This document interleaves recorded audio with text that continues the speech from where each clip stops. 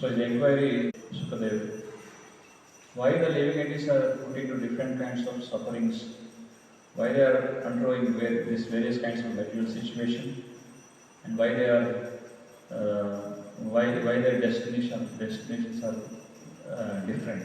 Not everyone are going to same path, same place. People say that all the goals reach. Some think that all the goals reach to the same destination. All the paths reach to the same goal, but it's not so. There are various kinds of destinations according to the quality, according to the modes. Because each individual person, each living entity is an individual soul, and they have directly relation with Krishna. But when they forget the relation with Krishna, they come to this material world and they connect themselves with these material relationships, and they undergo various kinds of sufferings here. And they are awarded different kinds of bodies also. So various different kinds of bodies, like Bhagavatam describes about 8,400,000 species of living entities. So all these various kinds of species are awarded according to their various kinds of desires. So desire is the most prominent thing, which according to that the body is awarded. Just like a man goes to a tailor and he wants to have his shirt or coat to be stitched. So first the tailor, what he does, he takes some measurements, and according to the measurements, he stitches the coat of the person.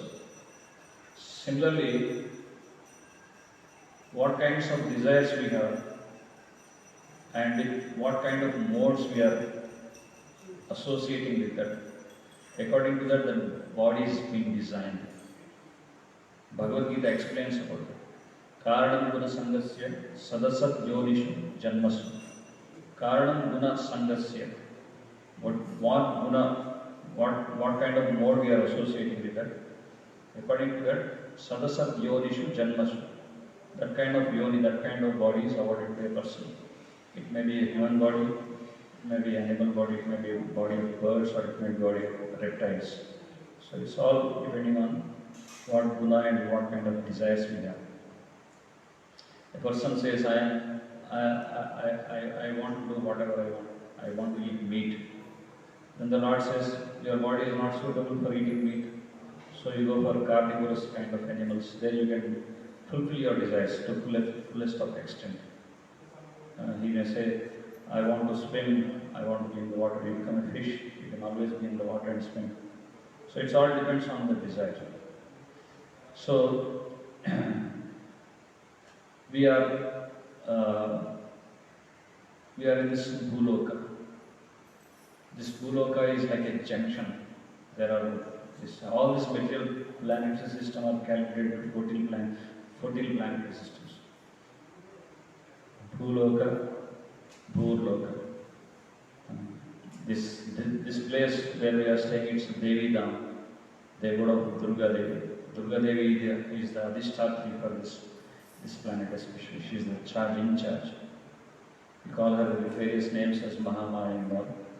So she is the Adhishtatri. Then above this Devi Dham is Haridham, Haradham, Lord Shiva's abode. And above the Shiva's Dham is Haridham. So Vaikuntha. So this Bhuloka is like a junction. Whatever activities we perform here, we are awarded the destination accordingly. And Bhagavad Gita again explains about it. Udvam gachanti sattvasva, madhye tishtanti rajasa, jagannagana pratishtha, adho gachanti tamasa. Udvam gachanti sattvasva. So those who are in sattva guna, in the mode of goodness, they go to Udvaloka, that higher planetary system. Madhye tishtanti rajasa. Those who are in the mode of passion, they stay in this earthly planet. Adho gachanti tamasa. Those who are in the mode of ignorance, they go to hellish planets. So these hellish planets, today we are discussing about these hellish planets. Srila Vishnu Chakravarti Thakur, he explains that these hellish planets are above this Garbhodaka Samudra, Garbhodaka ocean.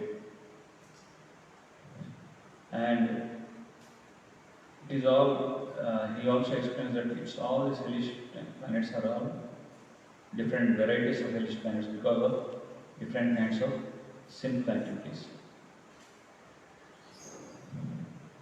So, a desire is the thing where we get entangled. So many so-called spiritual practitioners, they think that we should become desireless. But that is not the perfection in spiritual life.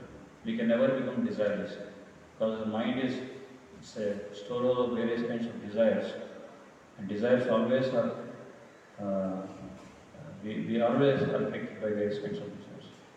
When Arjuna, he says in Bhagavad Gita, Chanchalam Vimana Krishna Pramatva Bhalvadrida. The mind is very flickering, and just like we cannot block the air, similarly we cannot block the various kinds of desires which are affected by the modes. But by suitable practice, abhyasena to kaunteya, vairagyana chakrahiti, by suitable practice, we can develop spiritual desires. So Srila Prabhupada says that we are not trying to suppress our desires, but we are trying to dovetail our desires in Krishna consciousness. So dovetailing means we try to divert our desires in Krishna consciousness. So Krishna consciousness, we are purifying our consciousness always by thinking of Krishna, and we are training our mind. We are training our mind to be always in Krishna's service. So that is what is dovetailing in Krishna consciousness. So for a spiritual practitioner, every day he has to say no to Maya. So every day he has to train his mind. No. He has to say no to Maya and say yes to Krishna. So this various kinds of hellish planets, we are, just like we discussed that we are staying in this Bhuloka, and below this Bhuloka is Atala, Vitala, Sutala, Mahatala, Rasatala, Patala lokas. So these all hellish planets are called as Patala lokas and Naraka lokas. And Bhagavatam explains about there are various kinds of Patalas, lokas, explained in this same chapter. Some say there are about 21 and some explain about 28 kinds of hellish planets. So,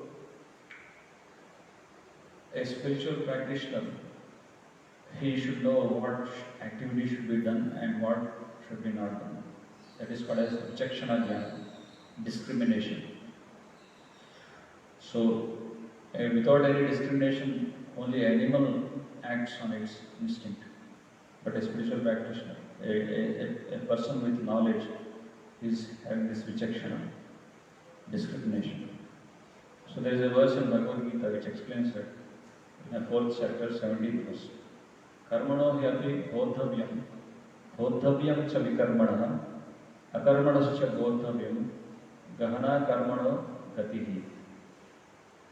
So, karmano hyapi bodhavyam means one should have a proper understanding about what is vikarma, what is karma, vikarma and akarma. So vikarma are the activities which are sinful and which is done without any reference with the scriptures. So people don't care for scripture, they don't care for Bhagavad Gita or any other scriptures. They act whimsically. Just do it. Whatever you feel like, you just do it. That's all. So don't care for what reactions you are going to get. So this is foolishness actually, because they are a very dangerous situation. Scriptures are like a path which are guiding us in a proper way. Like Bhagavad Gita is like a manual how to lead a proper human life, what kind of karma we should do, how to please Supreme Lord, what is devotion. Everything is, it's like a manual. So if you don't care for the scriptures, then we are at a great loss. Bhagavad Gita itself explains that Yashastra vidhi utsrijya vartate kamakaratah na sasiddhim avapnoti na sukham na paramgati. Yashastra vidhi utsrijya. You just discard the scriptural injunctions. Vartate kamakaratah. You just act according to whatever your mind says. Whatever your mind dictates, act according to the dictation of mind. Vartate kamakaratah. Nasa siddhim avapnoti. Nasa siddhim means you can never attain perfection. Siddhi means perfection. Nasa siddhim avapnoti. Nasukam na parangati. You cannot be either happiness in this material world or neither in your next life also. You cannot never be happy. Nasa siddhim avapnoti. Nasukam na parangati. You cannot go. You cannot attain paramgati. You cannot go back to Godhead. So that's why scriptures play a very important role in our day-to-day life. Every day, as Prabhupada, he gave us this beautiful Bhagavatam class every day, so that every day we hear Bhagavatam. Shrimadam Bhagavata Krishna Punya Shravana. This is Punya Shravana. Just by sitting and hearing Bhagavatam, we are performing devotional activities. So this is Punya Shravana. So, and reading scriptures is very essential. So we develop vichakshana. People, because they don't care for scriptures, they indulge in all these sinful activities, vikarma.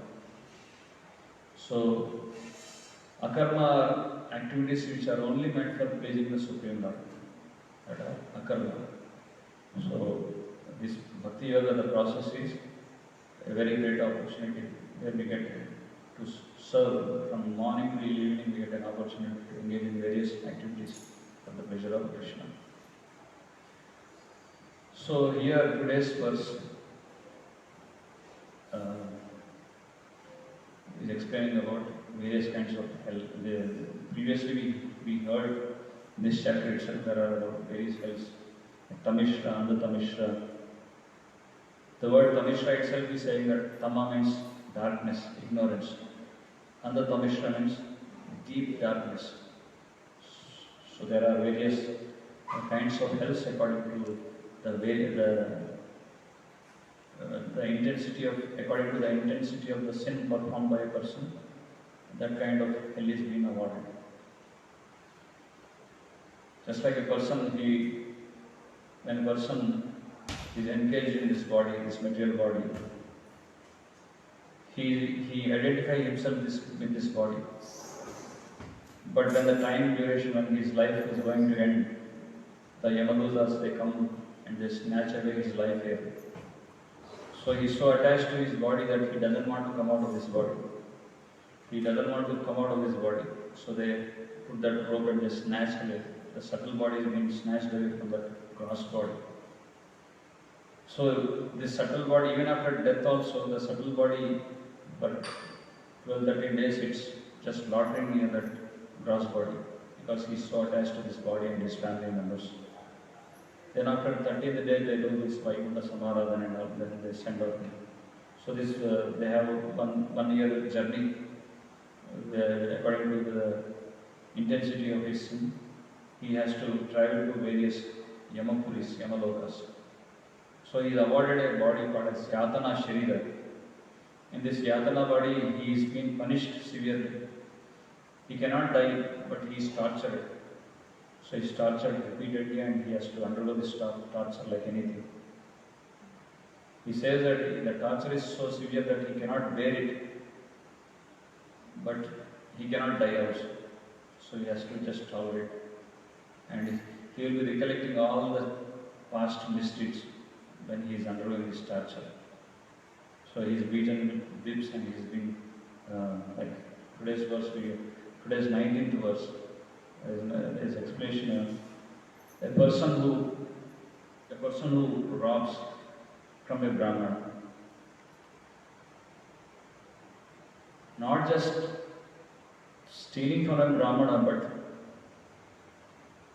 a slight mistake was done by King Nriga. We all hear this story from Bhagavatam. This king was very charitable and disposed, and he was every day donating cows and a lot of gold and everything for the Brahmanas. One day he happened to donate a cow to a Brahmana, but that cow has been, it ran away and it went to another Brahmana's place. So this owner came and he was claiming that I am the owner of this cow, and he was searching and finally found out that this cow went to another place. So he went to the king and he said, I want my cow back. So when both the Brahmanas were caught in their discussion, they finally found out that this cow has left that place and he went and joined another Brahmana's cows. So finally King Nriga was requesting, but the Brahmana, they were in dispute, there was fight between these Brahmanas, and finally he could not do anything. So this King Nriga was cursed to become a chameleon, like a lizard. Just a small mistake, he was donating so much cows to a Brahmana, but just a slight mistake that the another Brahmana's cow has happened to go with the charity which was given. There was some kind of misunderstanding and it went to another Brahmana's cow. So he was cursed to become a lizard. So just by hearing this episode, we can hear how carefully we have to deal with Brahmanas. When we give any charity, it should not come back. We should not take back. Once we give them, it should not come back to us. Should not take it back in return. And what to speak of stealing from a Brahmana. So here, 19th verse explains about stealing. When a person steals from a Brahmana, he is put into a hell called as Sandamsa, and his skin is torn and separated by red hot iron balls and tongs. So they tear off the skin. And entire body is cut into pieces. These are all facts. Bhagavatam speaks about truth. People hear about it. People fear to hear about this because they want to escape this. They want to escape this kind of hellish planets. Just like Prabhupada gives a nice example. A cat, it's closing its eyes and it's drinking the milk. It slowly enters into the kitchen, closes the eyes and it's drinking the milk. So why the cat is closing the eyes? Because it don't want to see the suffering. It is fearful that if someone comes and beats me, what will happen? So that's why the cat is closing its eyes and it's drinking milk. So it doesn't happen like that. Just by closing the eyes, it's not safe. Similarly, people want to ignore this. They want to close their eyes. They want to not hear about these hellish planets, and then they want to continue their sinful activities. But it doesn't happen like that. So they have for every action there is equal and opposite reaction. They cannot escape. No one can escape. So that's the law. So then, in this 20th verse, what we read again, next text, it is explained about illicit sex life. A man and woman who indulges in sex life, illicit sex life. So Prabhupada gives an example, definition of what is illicit sex. A sex life which is away from married life. So when Prabhupada went to Western world, he was saying this hippie culture. Hippie culture, they don't give preference to marriage and all. They lead a life like animals, like hogs and dogs. So they indulge in illicit sex life. So Prabhupada, being a sannyasi, he was personally getting, once he was training the devotees, he personally was doing yajna and performing this vivaha yajna samskara. So Bhagavad Gita explains that the sex life which is according to dharma is called as, it's me, Krishna explains. So vivaha yajna samskara. So all these samskaras, Yamana Jayate Shukra Samskarat Bhaved Vija. The samskaras uplift us from the degraded kind of lifestyle. So these samskaras are very essential. So marriage life is to regulate, it's a regulated lifestyle. Like a boy, when he is in young age, he's been trained to become a brahmachari. So after he undergoes the training for 25 years, then he takes permission of his guru and he gets into grihasthashram.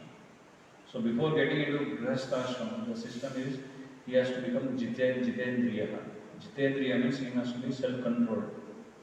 It's not that without any control he just get into grihasthashram. Just like an example, if a person wants to drive a car, he undergoes the training. First he should know how to, where is clutch, where is brake, and what is the steering, where we should stop and where we should proceed. When he is when he is nicely trained how to drive the car, then his ride is very smooth. Similarly, in our life journey also, if a person is nicely trained to lead a regulated life, being self-controlled, jitendriya, so he can be a successful grihastha also. He can nicely lead a proper grihastha life. That's why these all samskaras are there. This karvadana samskara are there. And a person, once he gets married, apart from his wife, he should see every woman as his mother. This is Vedic culture. That is a training which was given in the Vedic times. That was the education. Chanakya Pandit says, Atmavat sarva bhuteshu. Atmavat sarva bhuteshu. So he says, who is a pandita, a learned person, a wise person, he sees, other than his wife, he sees every woman as his mother. She may be even a young girl, but he calls her as Amma, especially in our South India, Telugu. Even if a small girl is there, younger than in the age is younger, but they still say Amma Bhavana, Amma, like that, Amma mother. So they call her as mother. So this is how the culture we have. Such a rich culture we have. Sanatana Dharma teaches us. So this was the education given for a brahmachari in the initial days. But nowadays, because we have all this British educational system and this co-educational system, there is no training of jitendriya. Fire and butter and fire together. Keep your fire near butter and say fire, butter, don't melt. How it can happen? So this training was there. Gurukula Patashala. So nice brahmachari training. Then once he is controlled, then he was allowed to get into married life. So what is the difficulty in illicit sex life? Because without any discrimination, if they have illegal sex, there will be unwanted progeny in the society. And because of the cause of unwanted progeny, there will be so much disturbance in the society. Arjuna was fearing for that only, because of unwanted progeny, avanchani, like not proper, without any proper putraha, mutraha. So unwanted progeny like mutraha, useless. They only create disturbance in the society. There is no gain with them. So that's why in order to avoid this unwanted progeny, and marriage life is only meant for begetting children. It is said that even after marriage, sex life for not begetting children is also illicit sex. So, especially just to beget a child, a Krishna conscious child, for that purpose only is marriage. Other than that, it's also called as illicit sex. That is the high standard what we have.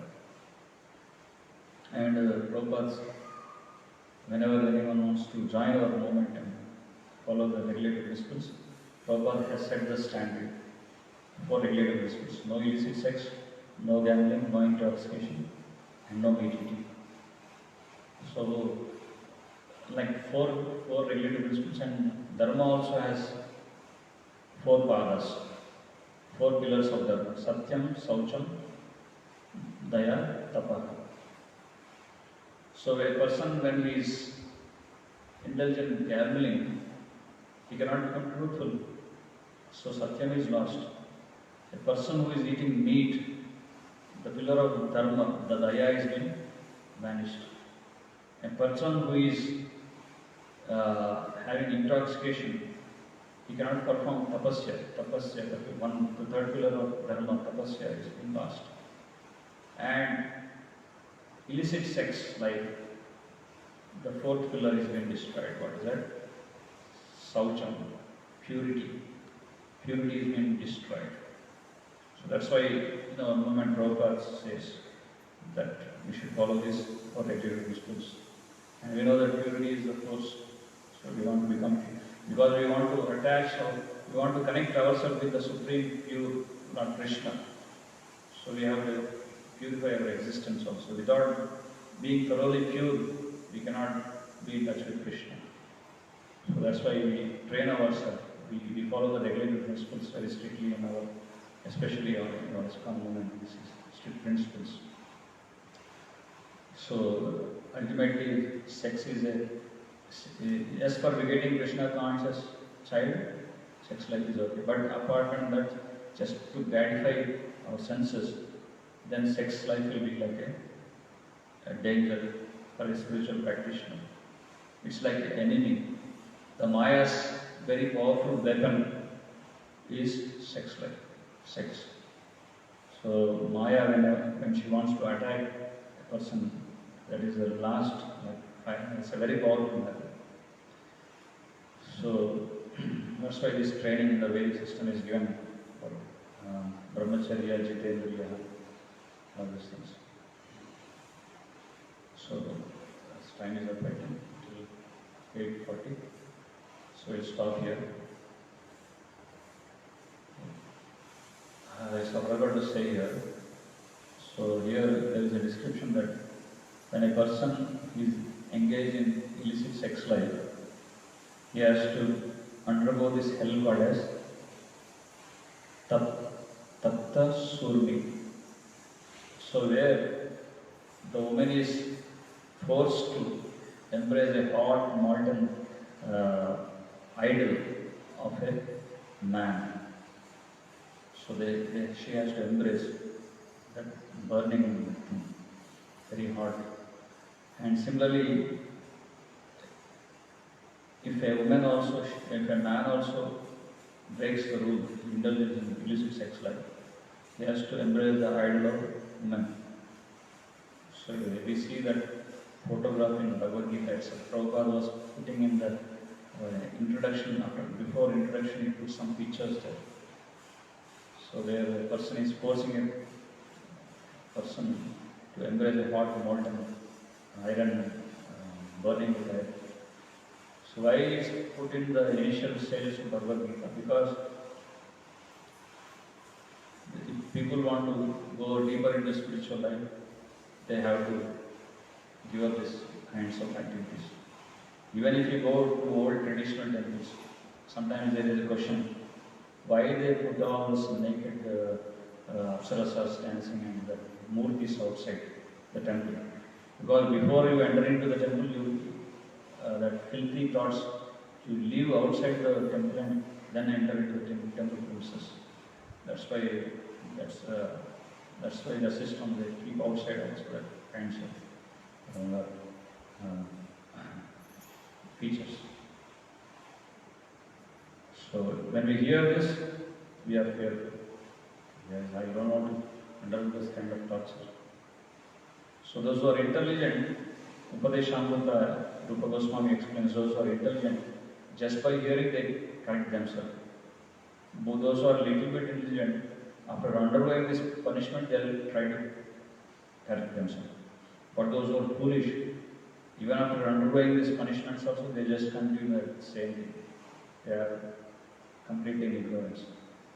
So that is a symptom of ignorance. Even after undergoing so much torture also, still they don't want to perform the simple activities.